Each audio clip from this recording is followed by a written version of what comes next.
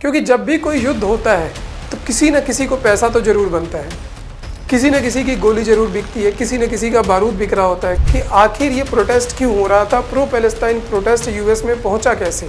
उसके बाद जो इसराइल ने किया है, 34 से 35 हज़ार लोग मारे जा चुके हैं। वहीं पर इंटरनेशनल क्रिमिनल कोर्ट ने एक पुराने केस में बेंजामिन नेतन्याहू के खिलाफ वारंट लगभग जारी कर दिया है। भारतीय छात्र भी इसमें पार्टिसिपेट कर रहे हैं जो यहाँ से गए हैं। उसमें से पहला ही जो राइट है उसमें यह है कि पीसफुली प्रोटेस्ट कर सकते हैं, अपनी बात को रख सकते हैं। Indians and dogs are not allowed. और आज हालत ऐसी है कि हमारे देश का ही व्यक्ति जाकर वहाँ पर प्रधानमंत्री बन के बैठा है। नमस्कार, आज हम चर्चा करेंगे यूएसए में जो प्रो पैलेस्टाइन प्रोटेस्ट हो रहा है उसके बारे में समझेंगे, जो कोलंबिया यूनिवर्सिटी से 17 अप्रैल को शुरू होता है और पूरी यूएस की लगभग यूनिवर्सिटी में, बड़ी यूनिवर्सिटीज़ में फैल जाता है।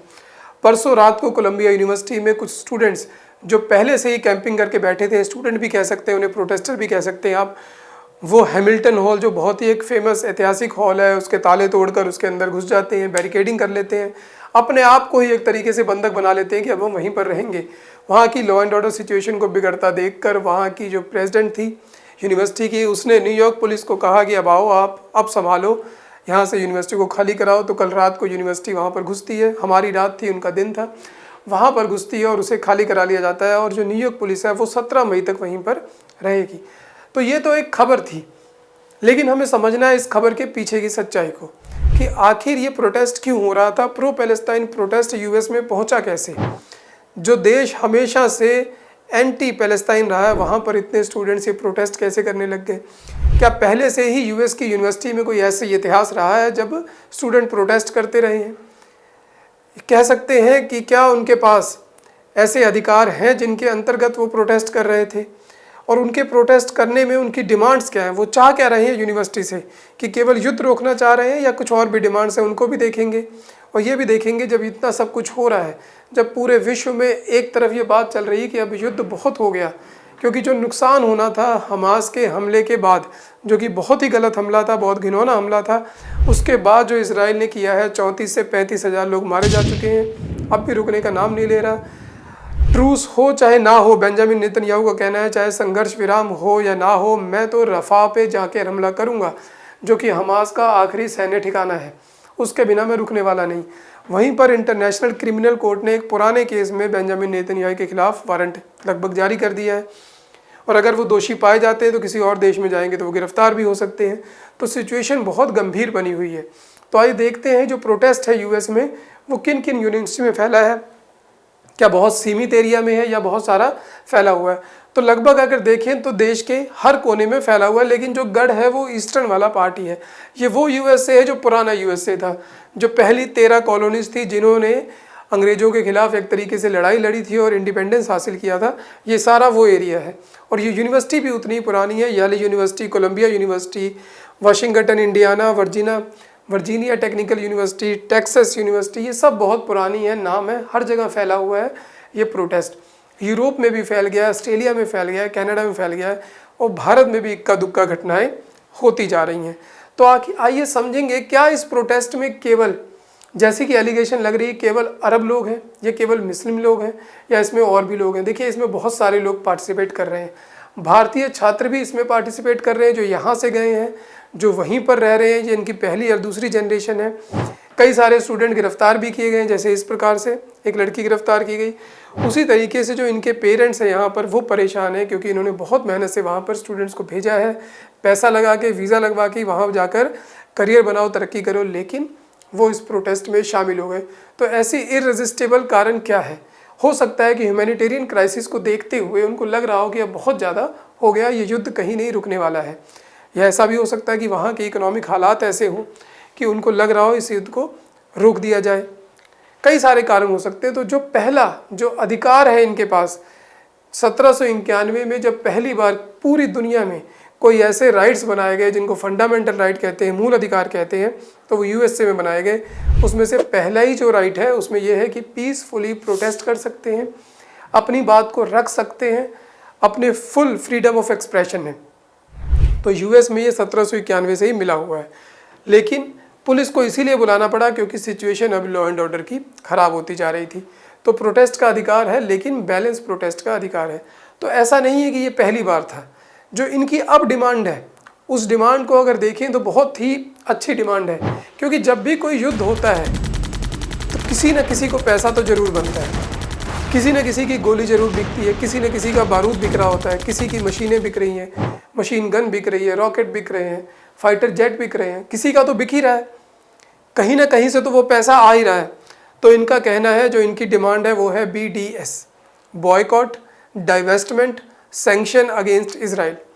बॉयकॉट का मतलब कि इज़राइल से जो हमारी एक्सचेंज प्रोग्राम चलते हैं एजुकेशन के, इन यूनिवर्सिटीज़ के द्वारा इन सब को बॉयकॉट कर दिया जाए, इनमें से सभी प्रोग्राम्स को बंद कर दिया जाए। डाइवेस्टमेंट बहुत तगड़ा मुद्दा है। डाइवेस्टमेंट में उनका कहना है कि जो दान मिलता है यूनिवर्सिटीज़ को US गवर्नमेंट की तरफ से या अन्य प्राइवेट लोगों की तरफ से, उस दान को यूनिवर्सिटीज़ क्या करती हैं, जितना खर्चा हो गया, बाकी सारे को वो फर्दर इन्वेस्ट कर देती हैं अलग अलग फंड्स के बीच में।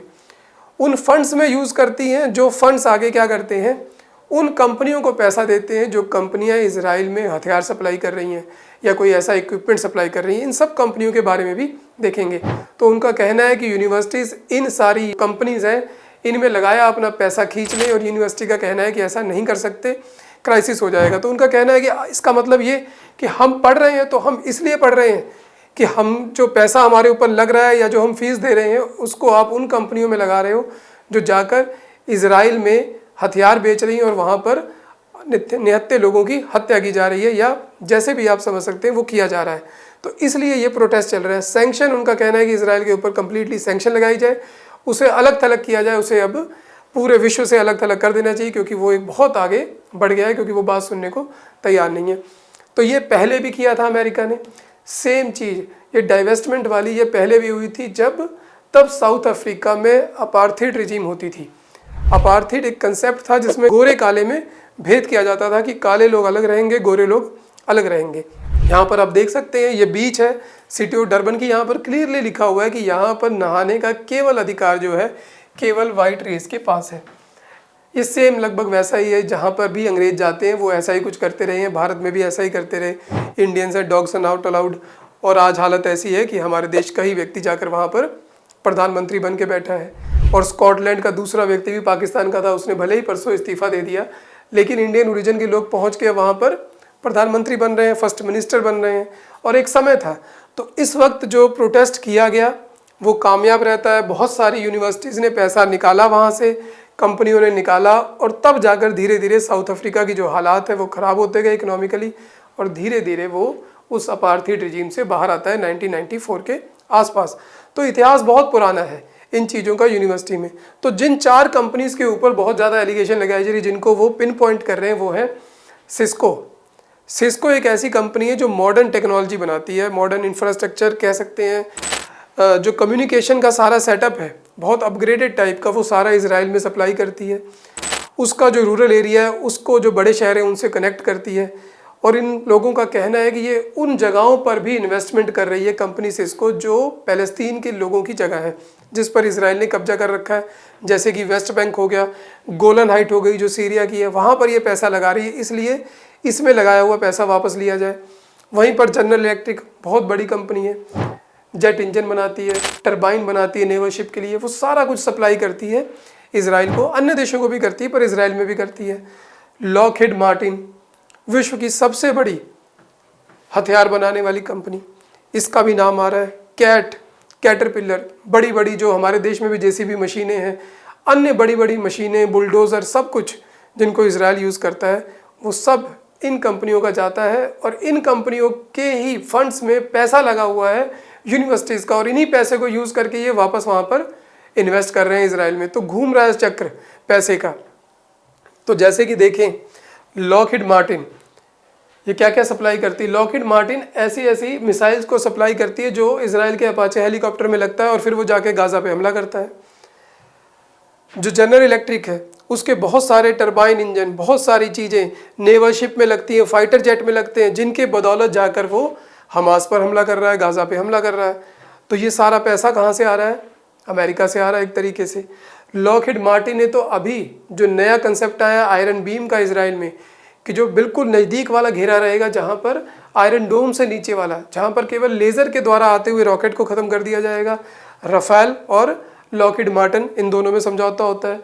जो ये राफेल है ये इजराइल की कंपनी है, ये वो राफेल नहीं है जो हमारे पास फाइटर जेट आए हैं।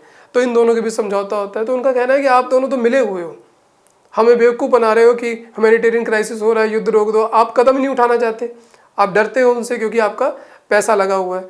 तो इस तरीके की डिमांड की जा रही है स्टूडेंट्स के द्वारा।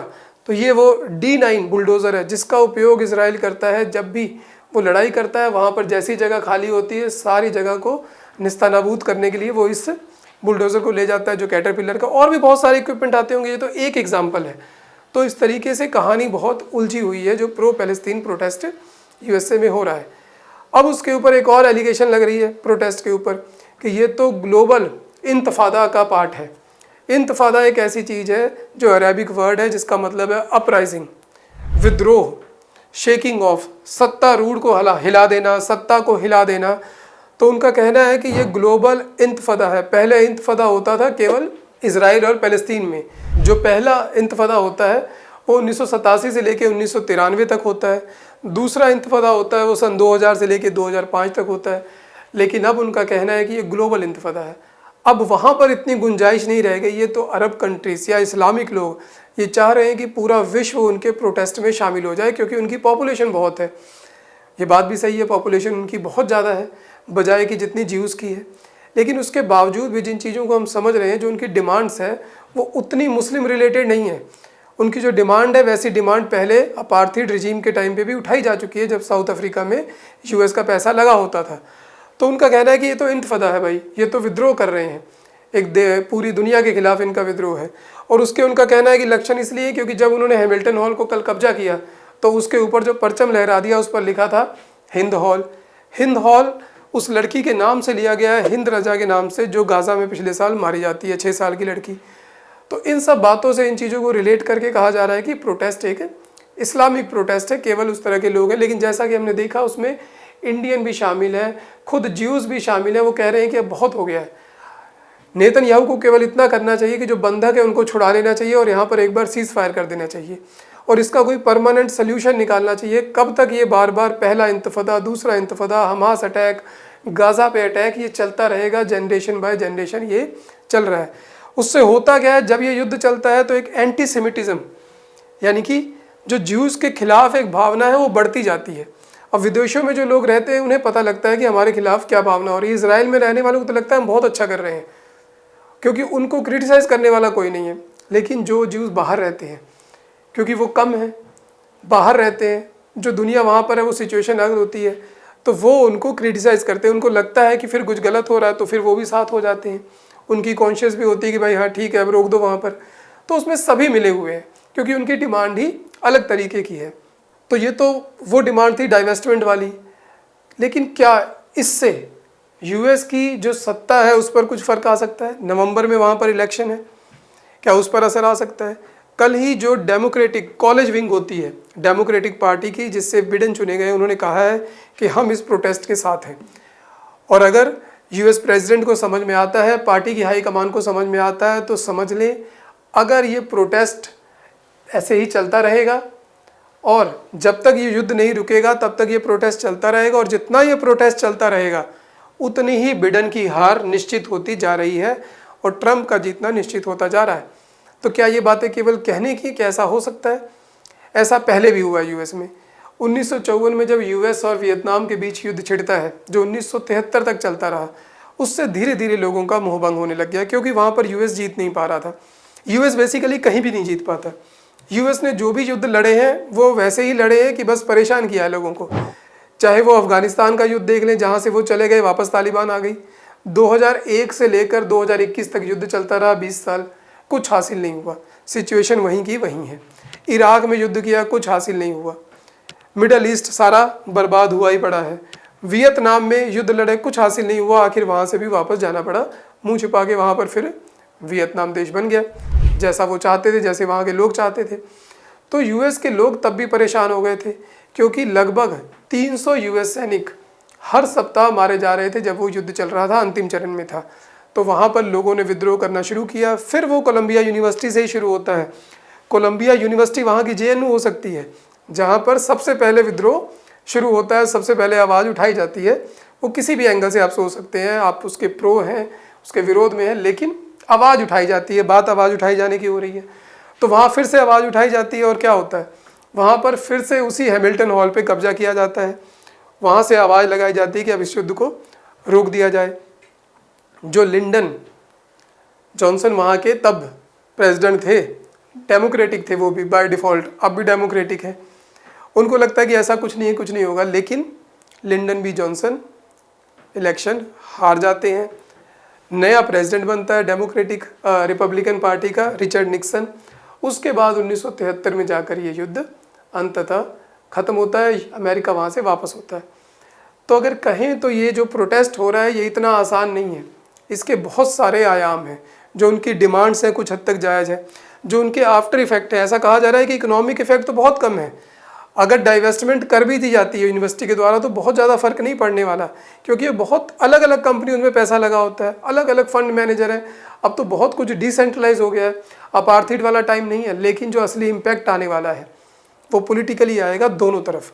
वो बेंजामिन नेतन्याहू के ऊपर भी आ रहा है, पूरे विश्व में एक लहर बन रही है, एक माहौल बन रहा है कि गलत हो रहा है। वहीं पर यूएस में भी जो बिडेन है वो इस रेस में धीरे धीरे पिछड़ते जा रहे हैं। चाहे वो नेतन्याहू को तब जाकर मिले आए, लेकिन उसके बाद से वो कई बार कह चुके हैं कि भाई अब युद्ध रोक दो, मैं इस युद्ध में और मदद नहीं कर सकता।